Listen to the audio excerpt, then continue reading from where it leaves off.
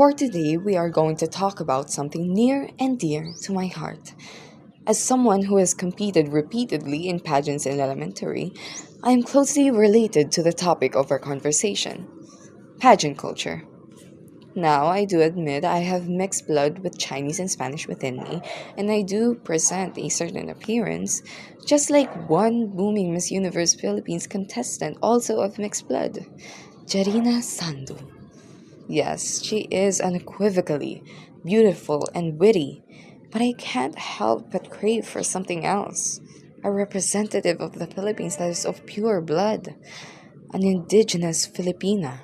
It seems like every year the local audience for pageants in the Philippines immediately cling to contestants that have foreign features and rarely embrace the ones who are morenas or have distinct native features. It's painfully evident within the ever present trend of colorism in the nation, or the bias towards the light skin that was planted into the local culture during the colonized era of the Philippines when light skinned colonizers took turns with the nation. Spanish, American, Japanese, all light skinned. This seed has been relentlessly branching every day that has now touched land within our beauty standards that dictate who we want to put up on a pedestal as a representative of the Philippines for international pageants. In today's world, the Philippines is slowly morphing into a nation that adopts other cultures rather than embracing its own. For example, Korean culture. There's no denying that pop culture has moved away from the traditional and distinct style of the Philippines and now more closely resembles Korean culture. How? Well, I guarantee that you've heard of Samgyeopsal, or BTS, or idols in general, or even Squid Game. Even our languages are disappearing because of our now culture of a culmination of other countries.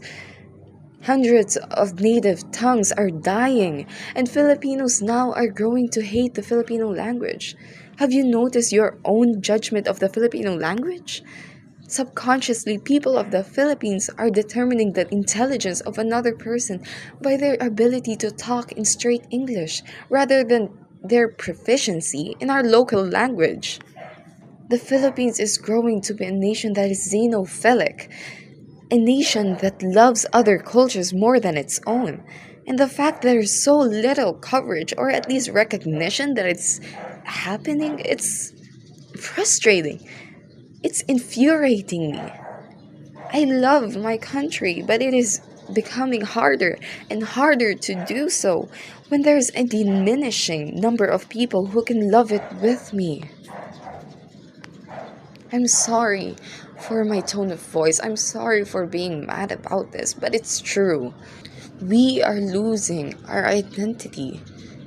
And it's high time that we recognize that it's happening so we can solve it, so we can revive it, because we need a renaissance.